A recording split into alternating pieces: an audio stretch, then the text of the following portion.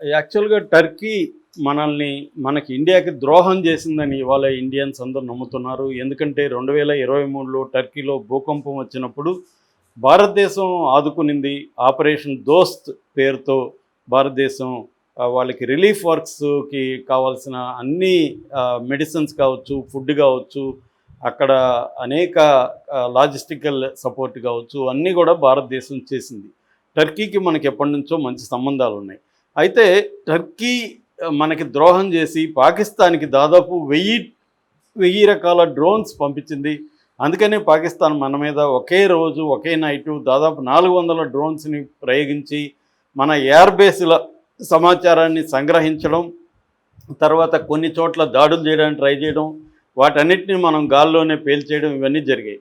So ఇదంతా కూడా టర్కీనే చేస్తుంది. టర్కీ ప్రధానమంత్రి వాళ్ళ దేశానికి వెళ్ళాడు. టర్కీ ప్రధానమంత్రి నిర్ద్వందంగా పాకిస్తాన్ని సపోర్ట్ చేశాడు ఈ యుద్ధంలో.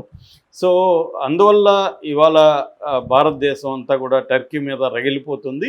దాంతోపాటు టర్కీకి పాకిస్తాన్కి సంబంధాలు ఎప్పటి నుంచో ఉన్నాయి. టర్కీ డిఫెన్స్ షిప్మెంట్ అంటారు. షిప్మెంట్లో దాదాపు 50% పాకిస్తాన్కే వెళ్తుంది. వాళ్ళు డ్రోన్స్ని పంపించడమే కాకుండా దానికి సంబంధించిన టెక్నికల్ అడ్వైజర్స్ కావచ్చు, డిఫెన్స్ ట్రైనింగ్ పర్సన్స్ను కూడా పాకిస్తాన్కి వాళ్ళే పంపించారు. అట్లాగే ఉమ్మడిగా డ్రోన్స్ ప్రొడక్షన్ కూడా పాకిస్తాన్, టర్కీ కలిసి చేస్తుంది.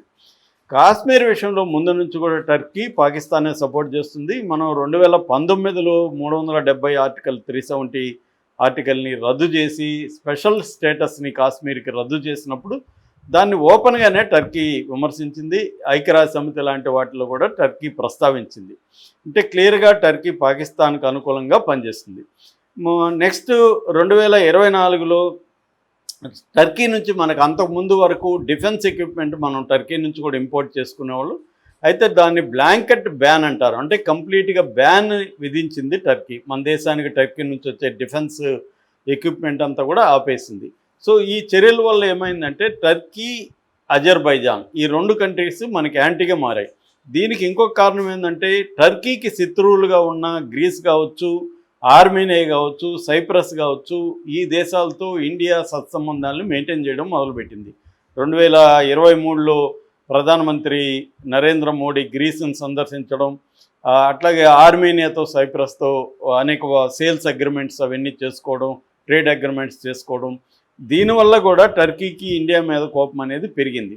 దాంతో శత్రువుకి శత్రువు మిత్రులాగా మన శత్రువు పాకిస్తాన్ కాబట్టి టర్కీ శత్రువులతో మనం స్నేహం చేస్తున్నాం కాబట్టి టర్కీ ఏం చేసిందంటే పాకిస్తాన్తో స్నేహ సంబంధాలను పెంచుకోవడం, ఇండియాకి యాంటీగా మాట్లాడడం, కాశ్మీర్ విషయంలో చేయడం మొదలుపెట్టింది.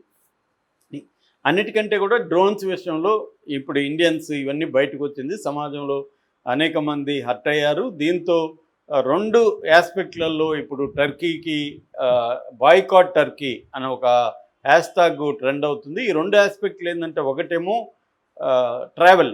మనకి ఎవ్రీ ఇయర్ దాదాపు 3 లక్షల పైన మన ఇండియా నుంచి టర్కీకి ట్రావెలర్స్ వెళ్తున్నారు. 2024లో లెక్కలు తీసుకుంటే 3,30,000 మంది ఇండియన్స్ టర్కీకి వెళ్ళొచ్చారనమాట. సో దీంతో ఇప్పుడు ఏమవుతుందంటే 80% టర్కీకి వెళ్ళాలనుకున్న ఇండియన్స్ అంతా కూడా క్యాన్సిల్ చేసుకున్నారు టికెట్లు.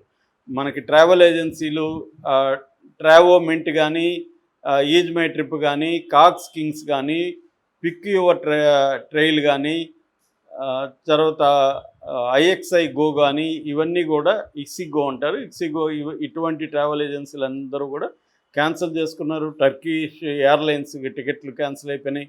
దీంతోపాటు శివసేన ముంబై ఎయిర్పోర్ట్కి ఒక ఆదేశం జారీ చేసింది. అదేంటంటే టర్కిష్ ఎయిర్ ఫర్మ్ ఉంది సెలబీన్ నాస్ అని. సో దానికి ఏమాత్రం ఆలో చేయకండి, వాళ్ళ ఫ్లైట్స్ని కానీ ఏమి ముంబై ఎయిర్పోర్ట్లోకి రానివద్దని. అట్లాగే హర్ష గోయంకా కానీ, రూపా గంగూలీ కానీ, తర్వాత శివసేన యూబిటీ విభాగానికి సంబంధించిన ప్రియాంక చతుర్వేది కానీ, ఇలాంటి వాళ్ళందరూ కూడా టర్కీని బాయ్కాట్ చేయమని ప్రజలకు పిలిపించారు. దాంతో ఒకటి ట్రావెల్ క్యాన్సిల్ చేసుకోవడం వల్ల దాదాపు 4,000 కోట్ల టర్కీకి నష్టం వచ్చిందని చెప్తున్నారు. అట్లాగే టర్కీ నుంచి మనం ప్రధానంగా యాపిల్స్ని దిగుమతి చేసుకుంటాం. మనం దాదాపు ఒక పూణేలోనే 1000-2000 కోట్ల యాపిల్స్ దిగుమతి అవుతుంటాయి ఎవ్రీ ఇయర్. మొత్తంగా దేశవ్యాప్తంగా తీసుకున్నప్పుడు కొన్ని వేల కోట్ల యాపిల్స్ మనం టర్కీ నుంచి దిగుమతి చేసుకుంటాం. ఇదంతా ఇప్పుడు బాయ్కాట్ చేసాం. యాపిల్స్ మేము దిగుమతి చేసుకోమని మనం దానికి బదులుగా మన లోకల్గా ఉండే హిమాచల్ ప్రదేశ్ నుంచి యాపిల్స్ని దిగుమతి చేసుకోవడం, అట్లాగే ఇరాన్ నుంచి యాపిల్స్ని దిగుమతి చేసుకోవడం అనేది జరుగుతుంది. దీనివల్ల కూడా వాళ్ళకి కొన్ని వేల కోట్లు నష్టం అనేది జరిగింది. అట్లాగే మన మార్బల్స్ కూడా టర్కీ నుంచి ఎక్కువ చేసుకుంటాం. మనకి ముఖ్యంగా ఉదయ్పూర్లో మార్బుల్స్ అసోసియేషన్ ఉంటుంది. ఎక్కువగా రాజస్థాన్ నుంచి వస్తుంటాయి కాబట్టి ఉదయ్పూర్ మార్బుల్స్ అసోసియేషను సంవత్సరానికి 14-18 లక్షల కోట్ల మార్బుల్స్ వ్యాపారం జరిగితే అందులో 70% టర్కీ నుంచే చేసుకుంటాం. సో ఆ 70% మార్బుల్స్ని అక్కడ నుంచి మనం దిగుమతి చేసుకోవడం ఆపేసాం.